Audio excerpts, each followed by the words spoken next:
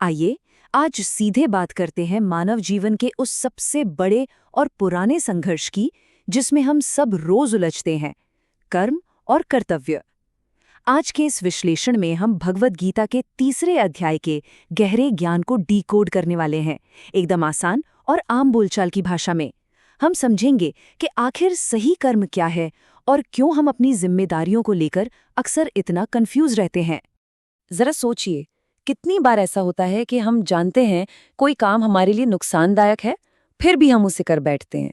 ऐसा लगता है ना, जैसे कोई अदृश्य शक्ति है, कोई इनविजिबल फोर्स जो हमसे जबरदस्ती गलतियां करवा रही है।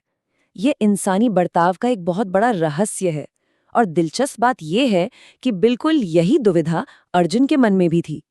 इंसान सब कुछ जानते बूझते हुए भी गलतियां क्यों करता है?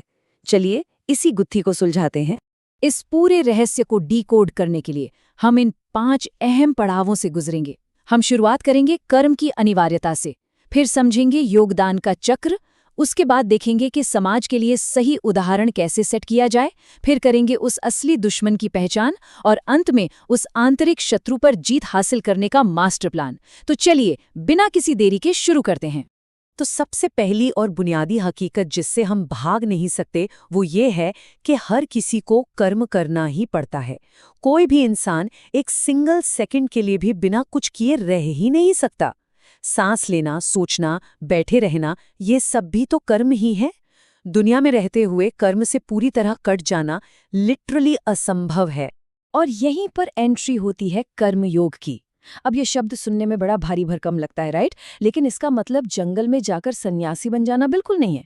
इसका सीधा सा मतलब है सही कर्म करने की कला, यानी बाहर से अपनी सारी सांसारिक जिम्मेदारियों को पूरी मेहनत से निभाना, लेकिन अंदर से उनके रिजल्ट्स को लेकर बहुत ज्यादा जुनूनी या परेशान न होना, एकदम डिटैच्ड रहना।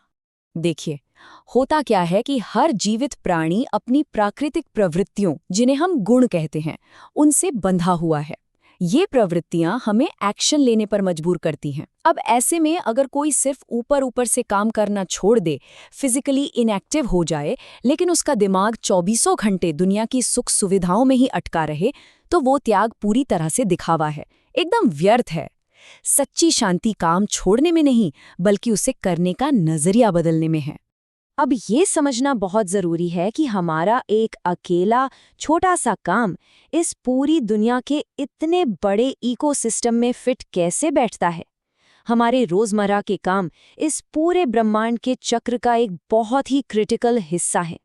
इस कॉन्सेप्ट को हम यज्ञ की प्राचीन अवधारणा से समझ सकते हैं।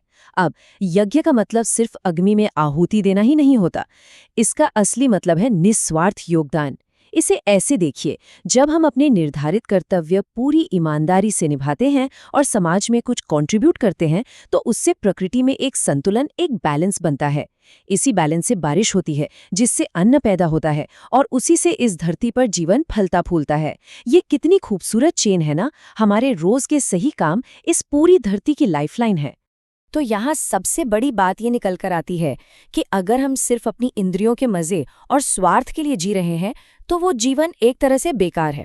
लेकिन जब हम वही काम किसी ऊंचे उद्देश्य के लिए, बिना किसी सेल्फिश मोटिव के करते हैं, तो वो हमें दुनिया के इस अंतहीन स्ट्रेस और रिएक्शंस के जाल से हमेशा के लिए आज़ाद कर देता है। और सच मानिए, अल्टीमेट सेटिस्फैक्शन इसी में है। अब आगे बढ़ते हैं और बात करते हैं लीडरशिप और सही उदाहरण सेट करने की। जो लोग जीवन की गहराई को समझ चुके हैं, जो एनलाइटेंड हैं, वो आखिर समाज में कैसे काम करते हैं और आम लोगों को कैसे इंस्पायर करते हैं। यहाँ अज्ञानी और ज्ञानी के बीच का फर्क बहुत ही ब्रिलियंट तरीके से समझाया गया है। एक तरफ वो लोग हैं जो अपनी काम सिर्फ लालच और मुझे क्या मिलेगा वाली सोच के साथ करते हैं। दूसरी तरफ वो ज्ञानी लोग हैं जो रिजल्ट से एकदम फ्री होके काम करते हैं।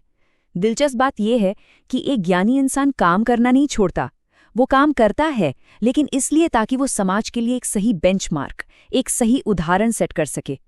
सोचिए, अगर सारे समझदार लोग काम करना ही बंद कर दें, तो समाज में तो पूरी तरह से अफरा तफरी मच जाएगी ना। इस बात को और अच्छे से समझने के लिए श्रोत में राजा जनक का एक बहुत ही क्लासिक ऐतिहासिक उदाहरण दिया गया है। राजा जनक पूरी तरह से आत्मज्ञानी थे, एनलाइटन थे, लेकिन क्या उन्होंने अपना राजपाट छोड़ा? बिल्कुल नहीं। एक आदर्श राजा और एक आदर्श पिता के रूप में अपनी सारी सांसारिक जिम्मेदारियां निभाते हुए ही उन्होंने जीवन की पूर्णता हासिल की। ये इस बात का सॉलिड प्रूफ है कि परम ज्ञान पाने के लिए दुनिया छोड़कर किसी पहाड़ पर भागने की कोई जरूरत नहीं है। अच्छा, अब वापस आते हैं अपने उस शुरुआती सवाल पर। याद है हमने पूछा था कि वो कौन सी अदृश्य शक्ति है जो हमें गलत काम करने पर मजबूर कर देती है। तो चलिए अब वक्त आ गया है उस असली दुश्मन को आमने सामने से पहचानने का, जो हमारे सारे संघर्षों की असली जड़ है। इस प्राचीन ज्ञान में इसका बहुत ही गहरा और सटीक जवाब दिया गया है। वो अदृश्य शक्ति कोई भूत प्रेत नहीं है, बल्कि वो हमारे ही अंदर मौजूद हमारी इच्छाएं हैं, हमारा काम, यानी कभी खत्म न होने वाली डिजायर्स हैं। जब हमारे मन में ये न बुझने वाली इच्छाएं पैदा होती हैं, और जाहिर है सब तो पूरी हो नहीं सकती, तो वो फ्रस्ट्रेशन, क्रोध और पाप का रूप ले लेती हैं। लिटरली यही वो सबसे खतरनाक दुश्मन है जो इंसान की सोचने समझने की पूरी ताकत को खत्म कर देता है। और इसे विजुअलाइज करने के लिए एक बेहद ही कमाल की एनालॉजी दी गई है। कहा गया है कि जैसे धुआं आग की चमक को छुपा लेता है, जैसे मोटी धूल एक शीशे को पूरी तरह से धुंधला कर देती है, ठीक वैसे ही इंसान का विवेक और उसका सारा ज्ञान इन अनियंत्रित इच्छाओं के नीचे दब जाता है। जब डिजायर हावी होती है ना, तो सही और गलत के बीच की लाइन पूरी तरह से ब्लर हो जाती है। लेकिन घबराइए मत, अब जब दुश्मन की पहचान हो ही गई है, तो उसे हराने का तरीका भी है। अब हम उस प्रैक्टिकल और एक्शन ओरिएंटेड ब्लूप्रिंट पर बात करेंगे, जिससे हम अपने इन अंदरूनी दुश्मनों को हमेशा के लिए हरा सकते हैं। तो देखिए, इसे कंट्रोल करने के लिए हमें अपने स्वयं यानी अपनी आइडेंटिटी की एक हायरार्की समझनी होगी। इसे एक सीढ़ी की तरह सोचिए। सबसे नीचे हमारा ये फिजिकल शरीर है, उससे एक लेवल ऊपर है हमारी इंद्रियां यानी सेंसेस। सेंसेस से भी ऊपर और ज्यादा पावरफुल है हमारा मन। मन से ऊपर आती है हमारी बुद्धि या इंटेलेक्ट, और सबसे टॉप पर जो सुप्रीम है वो है हमारी आत्मा।